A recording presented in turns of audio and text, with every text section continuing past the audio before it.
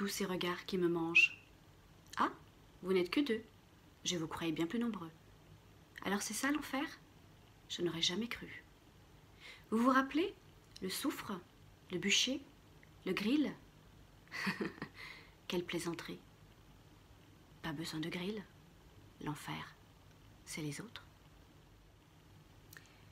Bienvenue et merci à tous. Merci de votre présence et de vos diverses interactions dans cette chaîne. Donc encore une fois, merci. Vous l'aurez peut-être remarqué ou pas, mon introduction était un extrait de la pièce de théâtre Huis clos de Jean-Paul Sartre, écrite en 1943, qui évoque trois personnes, trois protagonistes, qui vivent donc dans un huis clos, confinés, où personne ne peut s'échapper des autres, et donc dans l'obligation de vivre les uns avec les autres dans un espace-temps donné. Donc, au-delà du fait que cette pièce va mettre en exergue la difficulté de confinement, la difficulté de les personnalités qui vont se révéler, ainsi que cette espèce de jeu psychologique qu'il y a, en réalité, ça va davantage mettre l'accent sur la mise en lumière des vices, des travers, des carences, des manquements, des dysfonctionnements, bref, qui font que l'être humain est l'être humain. Et dans un espace, lorsque l'on se trouve dans un espace confiné, les personnalités se révèlent. Voilà. Je trouvais donc intéressant de faire ce parallèle, et notamment avec la situation dans laquelle nous nous trouvons actuellement, à savoir dans une situation de confinement, d'enfermement chez soi, où les politiques nous invitent à rester confinés pour de très bonnes raisons. Je veux dire, je ne remets absolument pas en question cela. Mais je trouvais important de faire ce parallèle pour parler de la difficulté de vivre avec les autres, de vivre avec l'autre, notamment lorsque l'on n'y est pas forcément habitué et lorsque surtout nous y sommes obligés. Et pour éviter ce qui s'est passé notamment chez nos amis chinois à la fin du confinement, eh bien il y a eu une montée, une hausse de demandes de divorce après que les personnes ont vécu cette période de confinement. Donc c'est dire à quel point c'est difficile de vivre au quotidien, 24 heures sur 24, 7 jours sur 7, avec son conjoint ou son partenaire de vie. Au quotidien, nous avons toujours des moyens, des échappatoires. Le travail, les activités extérieures, les enfants, les courses, bref, des choses qui nous permettent de toute façon de sortir de ce cercle intime et de pouvoir s'énergiser éventuellement à l'extérieur. Ok ?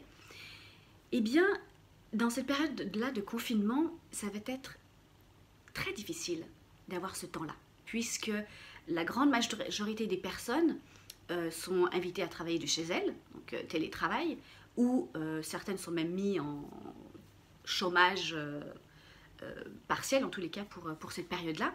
Et devoir vivre au quotidien avec son conjoint, eh ben, c'est pas toujours évident.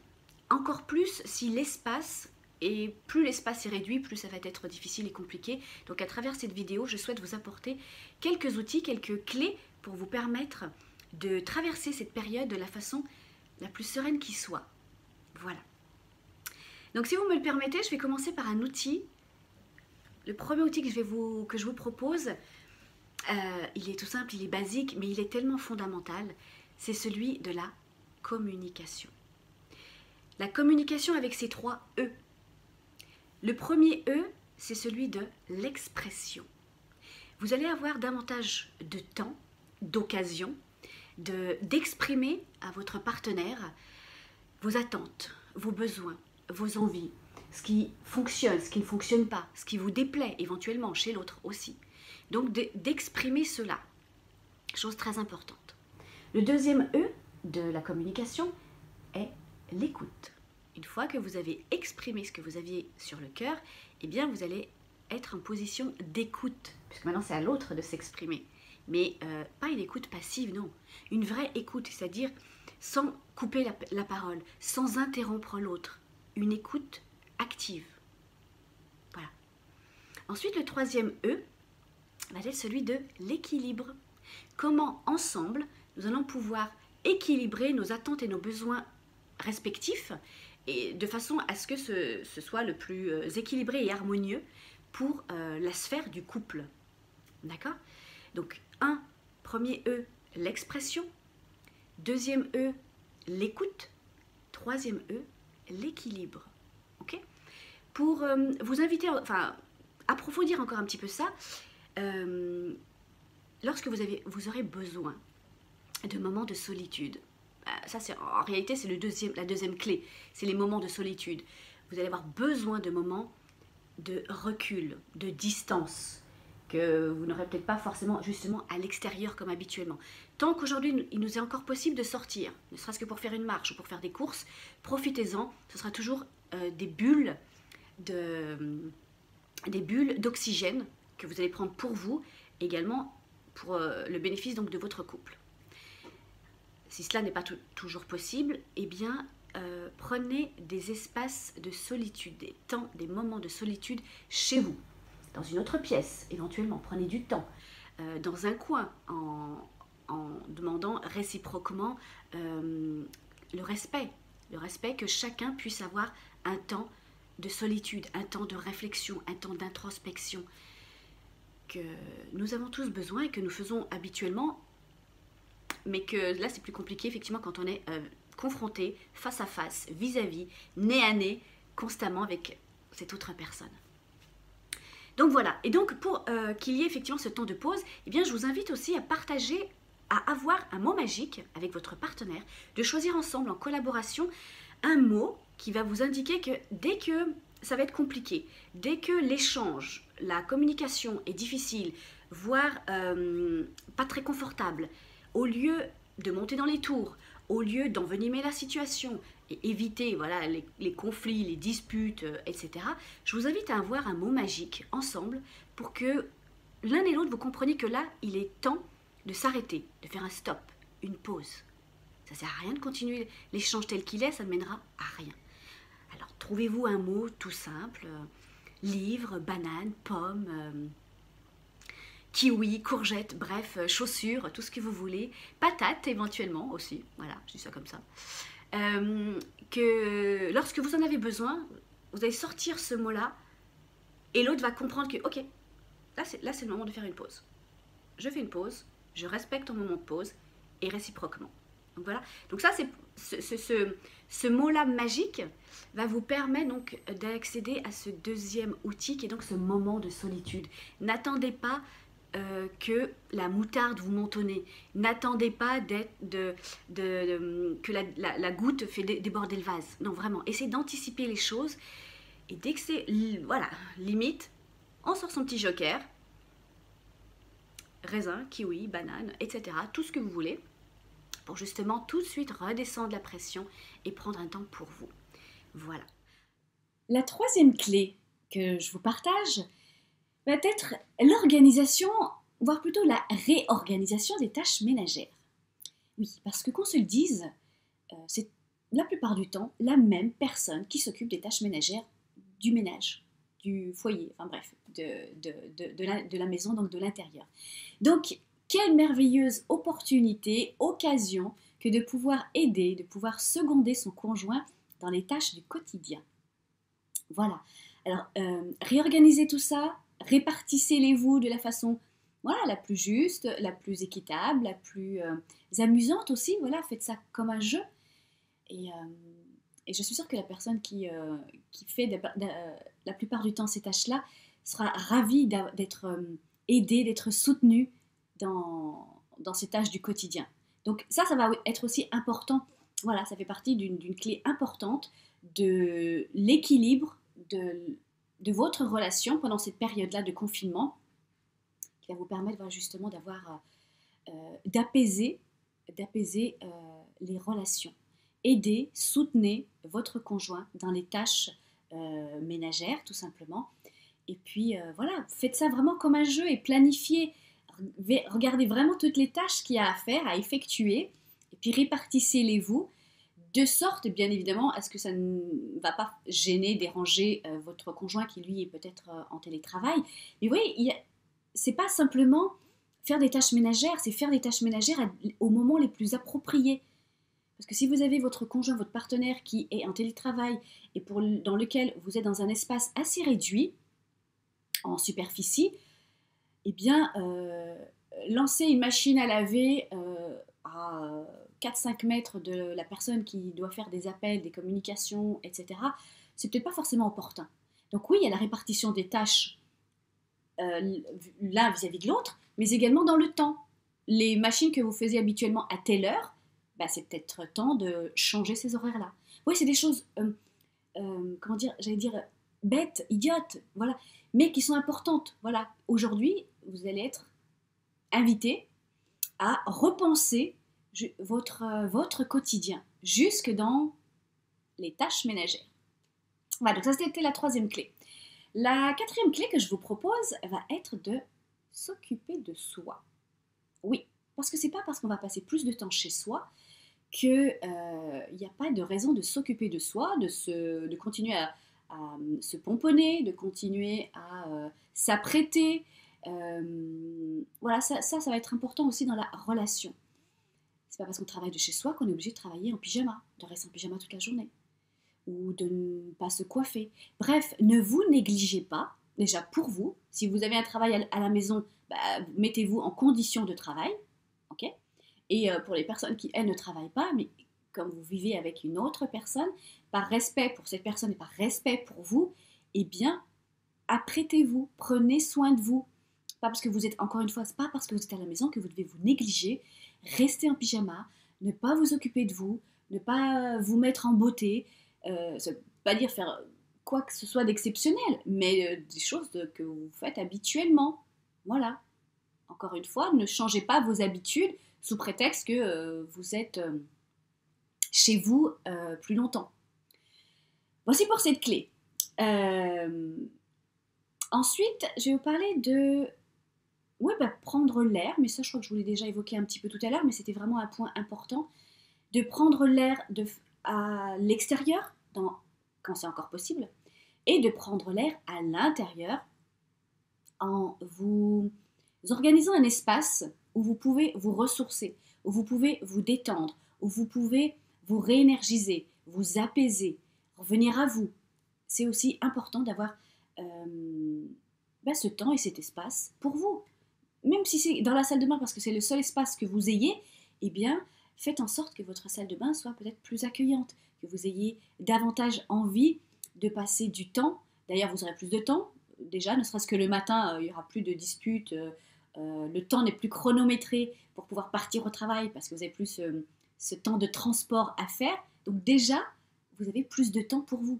Alors profitez-en. Autre point, autre clé que je vous suggère, eh bien, va être l'activité physique. Si vous en faisiez déjà, dans la mesure du possible, continuez. Alors c'est sûr que les salles de sport, tout ça sont fermées, mais tant on peut encore sortir un petit peu à l'extérieur, profitez pour faire une marche, profitez pour courir si vous courez, mais en tout cas, ne serait-ce qu'aller prendre l'air, ce sera déjà super.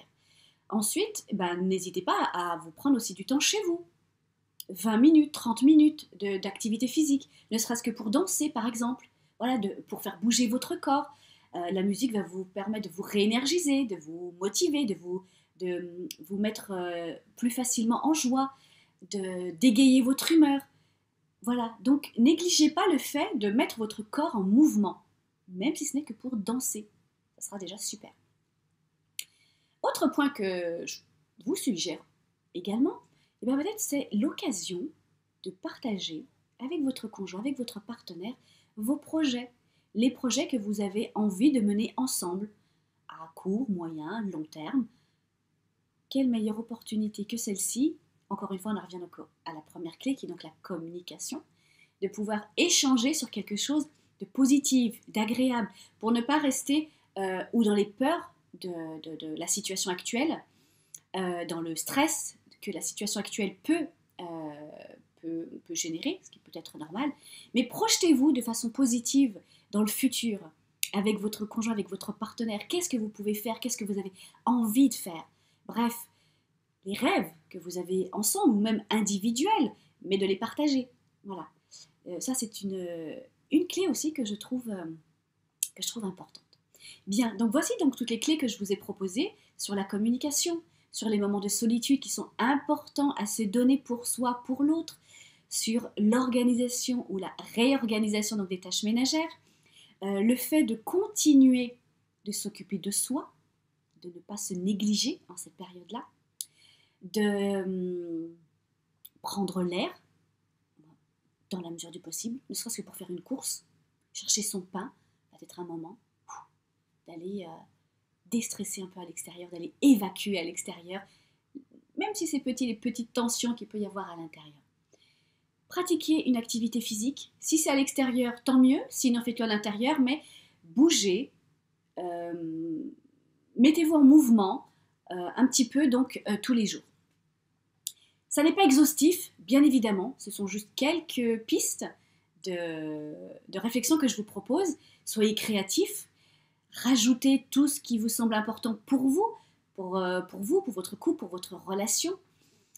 Voilà, comme je vous dis, voilà, c'est juste des pistes qui vont vous permettre à vous de dire, bah tiens, ça m'a fait penser à autre chose, tiens, et si on mettait ça, si on jouait à ça, etc., etc. Soyez créatifs, soyez inventifs. Laissez votre enfant intérieur agir à ce moment-là. Ouais, je vous dis beaucoup, c'est l'occasion de, c'est l'occasion de, c'est l'occasion de. Ben oui, c'est l'occasion aussi de laisser vivre votre enfant intérieur. Donc tout ça, effectivement, c'était pour vous aider à traverser cette période de confinement de la façon la plus sereine qui soit. Encore une fois, ça n'est pas exhaustif. Et non, il y a encore une clé qui me vient là et que je trouve aussi intéressante que je vous partage là. Eh bien, c'est de partager à l'autre ces deux mots fondamentaux. En fin de journée, une fois que vous avez passé votre journée, et pour pouvoir vous préparer à la nuit, pour que ce soit plus calme et serein, je vous invite à dire à l'autre pardon. Pardon pour la chose éventuellement que j'ai pu faire dans la journée et qui a pu te blesser, t'offusquer, te gêner, te déranger. Pardon pour cette chose-là. Et merci. Merci pour ce que tu as fait. Merci de l'aide que tu m'as apportée. Merci de t'être occupé de ceci ou de cela. Voilà. Finissez votre journée ensemble en échangeant, encore une fois, encore un moment d'échange et de communication positif. Pardon et merci. Voilà, ça va vous mettre aussi dans de merveilleuses conditions de fin de journée et donc de début de journée du lendemain. Voilà pour vous permettre que cette situation, cette nouvelle expérience soit la plus simple. Bien. Maintenant, je tiens à... Donc là, c'était une vidéo pour les couples. Peut-être que je ferai une vidéo pour les personnes qui sont seules. Voilà, si ça vous intéresse, faites-le moi savoir en commentaire. Maintenant, j'ai une pensée particulière pour toutes les personnes qui sont en couple, en relation, et pour qui c'était déjà compliqué, qui peut-être sont en train de vivre peut-être une fin de couple, et se retrouvent obligés, confinés, de vivre avec cette personne qu'elles étaient peut-être en train de quitter, pour X raisons que ce soit. Ou même si elles n'étaient pas en train de quitter cette personne, eh bien peut-être que vous vivez une relation de couple dysfonctionnelle, une relation de couple difficile, conflictuelle, délétère, violente peut-être aussi. Eh bien à vous, si c'est ce que vous vivez, si c'est ce que vous traversez, tout d'abord je tiens à vous apporter toute ma compassion, vraiment. Je sais ce que c'est que de vivre confiné avec une personne avec qui c'est difficile, la relation est délétère. Donc, si cette vidéo peut vous permettre d'avoir un soutien, sachez que je vous propose, je ne vous vends absolument rien, je vous propose à vous qui vivez des moments difficiles, eh bien, d'avoir une écoute. Si vous estimez avoir besoin d'une écoute, eh bien, je vous invite à utiliser mon mail, à m'envoyer un petit mot, en m'expliquant la situation difficile que vous êtes en train de vivre et pour laquelle vous souhaiteriez éventuellement que je vous apporte un soutien, une écoute, un conseil, peu importe. N'hésitez pas, en cette période-là, c'est ma façon de contribuer. Donc voilà. Donc sachez que je suis de tout cœur avec vous. Et si je peux vous aider de façon encore un peu plus poussée, utilisez mon mail. Je serai ravie de vous apporter une réponse. Encore une fois, de façon totalement gracieuse. Vraiment, c'est juste un soutien pendant cette période-là pour avoir une écoute, une attention d'une personne extérieure et qui a aussi traversé ça. Voilà. Donc si ça peut vous aider, eh bien ce sera avec grand plaisir pour moi de le faire actuellement. Bien, alors je crois avoir fait le tour de cette vidéo. Merci encore à vous tous pour votre présence. Merci pour vos interactions. Pour vos abonnements, donc oui, continuez à vous abonner. Ça avance doucement, mais ça avance sûrement grâce à vous. Donc merci infiniment. Et puis on se retrouve dans une prochaine vidéo avec un immense plaisir. Je vous embrasse. Au revoir.